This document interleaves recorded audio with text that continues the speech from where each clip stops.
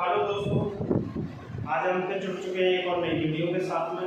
जैसा कि पिछली वीडियो में हमने आर्टिकल से संबंधित बातें की थी, जिसमें ए और एन का यूज़ कराया था। आज का जो यूज़ रहेगा वो रहेगा द का, यानी यूज ऑफ द। किन किन जगहों पर द का प्रयोग होता है और ये भी बताऊंगा कि किन जगहों पर द का प्रयोग नहीं होता है। इससे पहले कि हम वीडियो में आगे बढ़ें, मैं सभी से चैनल को सब्सक्राइब करने की गुजारिश करता हूँ, लाइक करने की और शेयर करने की भी गुजारिश करता हूँ, जिससे कि ज़्यादा से ज़्यादा वीडियो मेरी आप तक पहुँच सके और आप उन वीडियो का लाभ उठा सकें। तो आज का हमारा टॉपिक रहेगा यूज ऑफ द। तो साथियों, इसमें बहुत सारे रूल्स हैं जो हमें ध्यान में रखने होते हैं। जैसे कि पहला रूल है हमारा कि चारों दिशाओं के नाम से पहले आर्टिकल द का प्रयोग होता है, लेकिन उनसे पहले कोई प्रीपोजिशन आना चाहिए। जैसे हमारे चारों दिशाओं के जो नाम होते हैं, the east, the west, the north, the south, ये चारों दिशाओं के नाम से पहले हमेशा आर्टिकल द आता है। दूसरा रूल हमारा कहता है कि जब कोई यूनिक हमारा नाम रहता है तो उससे पहले भी द का प्रयोग होता है। जैसे यूनिक मीन्स अद्वितीय, जो संसार में दूसरी चीजें नहीं है। जैसे the sun, the moon, the earth, the sky. अब इनका यूज कैसे मिलता है? जैसे कोई एग्जाम्पल आया, जैसे सन राइजेस इन ईस्ट, ये सेंटेंस आ गया। अब इसे कहा जाएगा कि इसे करेक्ट कीजिए। तो हमने ये रूल पढ़े हैं तो हमें मालूम पड़ जाता है कि दी सन यूनिक है हमारा, तो इससे पहले जब हम इसे करेक्ट करके लिखेंगे तो यहाँ पर सन से पहले क्या आएगा? The sun rises in the east. इस तरीके से हम आर्टिकल्स का प्रयोग करते हैं। एक्सरसाइज आती है एज ए इंटर लेवल पर, हमारी एक्सरसाइज सॉल्व करने के लिए आती है, तो उसको हम इसी तरीके से प्रयोग करते हैं। तो इसमें दो यूज हुए, यानी कि चारों दिशाओं के नाम से पहले द लगता है और यूनिक नाउन होने से पहले भी हम द का प्रयोग करते हैं। अगला रूल क्या कहता है कि जब हम किसी वस्तु से पहले से ही परिचित हों तो उस कंडीशन में भी उससे पहले दी का प्रयोग हो जाता है। जैसे the book I like is on print, यानी वह पुस्तक जिसको मैं पसंद करता हूँ वो छपने पर है। यह छपने पर नहीं है, इज ऑन द टेबल, मेज पर है। इज ऑन द टेबल, मेज पर है। तो मेज पर है तो हम उस पुस्तक से पहले से ही परिचित हैं, तो ऐसी कंडीशन में हम द का प्रयोग कर देते हैं। The boy who is there my brother, यानी कि वह लड़का जो वहां पर है मेरा भाई है। तो उस लड़के से हम क्या हुआ? पहले से परिचित है। जब हम कोई नॉन वस्तु होती है जिसे हम जानते हैं तो उससे पहले हम हमेशा द का प्रयोग करते हैं। जैसे the lady who is in the kitchen is my mother, यानी कि औरत जो किचन में है, तो किचन में औरत होगी, हमारी माँ होगी, हमारी बहन होगी, यानी कोई भी औरत होगी उससे हम पहले से परिचित होंगे। तो ऐसी कंडीशन में भी हम उससे पहले द का प्रयोग कर देते हैं। जब हम किसी नाम से पहले से नॉन होते हैं, परिचित होते हैं, तो हम द का प्रयोग कर देते हैं। अगला रूल क्या कहता है? दोस्तों बस जुड़े रहिए और कीजिए आज के सबसे अच्छे टॉपिक आर्टिकल का बहुत ही अच्छे तरीके से, यानी कि ऐसी वस्तुएं जैसे कि धार्मिक पुस्तकें हैं, बड़ी बड़ी इमारतें हैं, बड़े बड़े सागर हैं, महासागर हैं, नदी हैं, नहर हैं, उससे पहले भी हम आर्टिकल द का प्रयोग करते हैं। जैसे दी हिमालयास,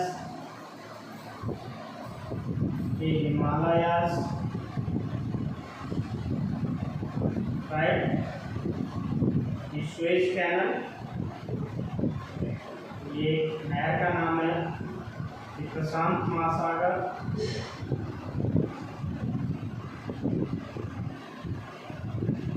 धार्मिक पुस्तकें होती हैं दोस्तों, धार्मिक पुस्तकों से पहले हम द का प्रयोग करते हैं, लेकिन उस पुस्तक से पहले उसके कवि का नाम आ जाता है तो उससे पहले हम द का प्रयोग नहीं करते हैं। जैसे दी रामायण, दी गीता, दी महाभारत, दी कुरान, दी बाइबल। तो ये इसमें 3 हिंदू बुक्स हैं। ये कुरान हमारी मॉडर्न है, ये बाइबल हमारी ईसाई है। जैसे आई एम रीडिंग खाली जगह रामायण, तो यहाँ पर क्या कर देंगे दोस्तों, यहाँ पर आर्टिकल द आएगा क्योंकि रामायण एक धार्मिक पुस्तक का नाम है, लेकिन इससे पहले कवि का नाम आ जाता है। जैसे Valmiki Ramayana is very popular. जैसे वाल्मीकि रामायण, तो रामायण से पहले वाल्मीकि जी का नाम आया है, तो यहाँ पर दोस्तों द नहीं लगाते हैं। अगर कवि का नाम नहीं आता है तो उससे पहले हम द का प्रयोग अवश्य करते हैं। जैसे बड़ी बड़ी नदियाँ आ जाती हैं, जैसे दी गंगा, दी यमुना, दी सरस्वती, जो बड़ी बड़ी नदियों के नाम हैं उससे पहले भी हम आर्टिकल द का प्रयोग करते हैं। जैसे मोहन इज बाथिंग इन दी गंगा। दोस्तों ये भी ध्यान रखना है कि जब हम ट्रांसलेशन करते हैं तो आज से हमसे ये मिस्टेक्स नहीं होनी चाहिए, क्योंकि आर्टिकल का बड़ा महत्व होता है हर सेंटेंस में। कहीं पर भी ए एन का प्रयोग होने के लिए मिलता है, तो ये ऐसी चीज़ें हैं जहाँ पर हम कभी भी गलती हमें नहीं करनी चाहिए। और भी आगे हैं, बहुत सारे रूल हैं, इसलिए बस आप वीडियो से जुड़े रहिए और देखते रहिए। आज ही आर्टिकल द का प्रयोग किन स्थितियों में हम आर्टिकल द का प्रयोग करते हैं। समाचार पत्रों के नाम से पहले जैसे दी अमर उजाला, दी अमर उजाला, दी दैनिक जागरण, इनसे पहले भी हिंदुस्तान टाइम्स, जितने भी भारतीय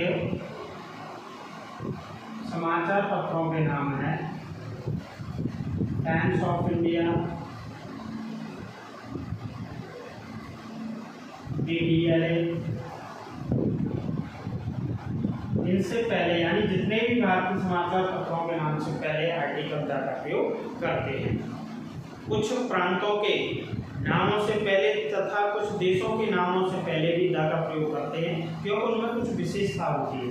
जैसे दी पंजाब, इंडियन पंजाब। अब दोस्तों ये कहें कि इससे पहले ही क्यों होता है, क्योंकि ये पर्टिकुलरली कुछ विशेषता रखता है, क्योंकि पंजाब हमारा है ना, पंजाब है वो 5 नदियों से घिरा हुआ है।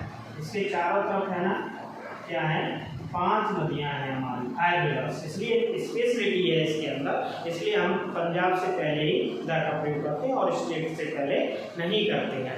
दी USA है, ये दी USA यानी पावरफुल राष्ट्र है, इसलिए इसमें कुछ विशेषता है, बहुत सारी अच्छी अच्छी टेक्निक है इसके अंदर, इसलिए इससे पहले भी द का प्रयोग करते हैं।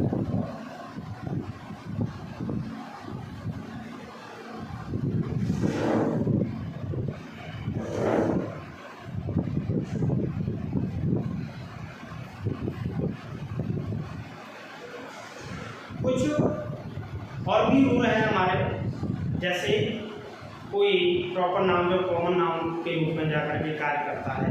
जैसे आज मैं एक फ्रेंड बताऊंगा, जैसे आई गॉट ए कार, यहाँ पर ए लग रहा है, बट एक और एग्जाम्पल है, ए काव इज वेरी यूजफुल, गाय बहुत लाभदायक है। देखो दोस्तों इसमें क्या अंतर होता है, कि यहाँ तो दी लग रहा है और यहाँ पर ए लग रहा है, क्या डिफरेंट है इसमें। कई सारे स्टूडेंट इसमें कंफ्यूज रहते हैं, तो मैं आज आपका कंफ्यूजन दूर कर दूँ कि यहाँ पर दी काव है ना समस्त जाति को दिखा रही है। The cow is a very useful animal.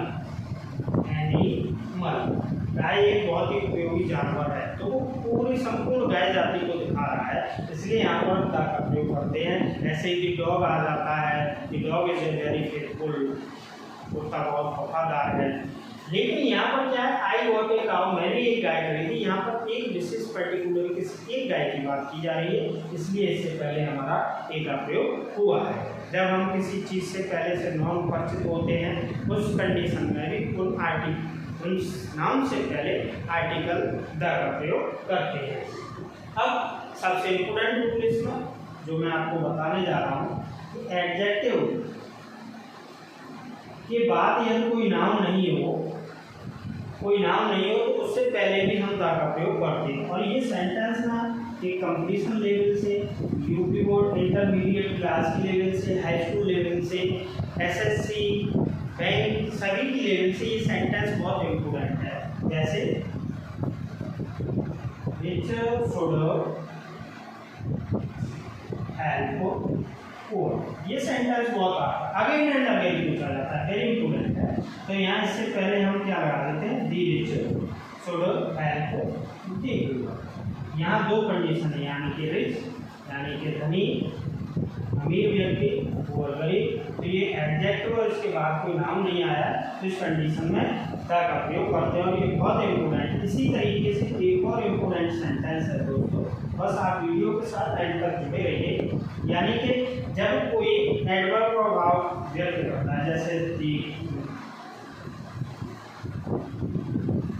Higher you go cooler you feel, यहाँ पर दी हायर यू गो, तो दी हायर यू गो, यहाँ दी हायर एडवर्ब वहाँ कंपैरेटिव डिग्री की तरह कार्य करता है। तो the higher you go the cooler you feel, यानी कि जितना ऊंचा हम जाते हैं उतना ही ठंडा हम महसूस करते हैं। ये सेंटेंस बहुत एग्जाम में पूछा जाता है, इसलिए ये जो सेंटेंस है बहुत ही ध्यान से देख लीजिए, इसका बार बार अपने माइंड में सेट कर लीजिए कि higher you go the cooler you feel. तो कंपैरेटिव डिग्री का भाव जहाँ पर होता है एडवर्ब का कार्य करता है, तो ऐसी कंडीशन में हम द का प्रयोग अवश्य करते हैं। तो साथ ही ये रहे हमारे यहाँ पर मोस्ट रूल जहाँ पर आर्टिकल द का प्रयोग होता है, और भी सारे कई रूल्स हैं जो मैं आपको अगली वीडियो में बताऊंगा इससे, और ये भी बताऊंगा कि किन स्थितियों पर आर्टिकल द का प्रयोग नहीं करते हैं। बस आप मेरे साथ जुड़े रहिए और इसी तरीके से नए नए टॉपिक देखते रहिए और सीखते रहिए। Keep on watching, thanks a lot. मिलते हैं अगली वीडियो में। सब्सक्राइब कीजिए चैनल को, लाइक कीजिए, शेयर कीजिए। थैंक्स।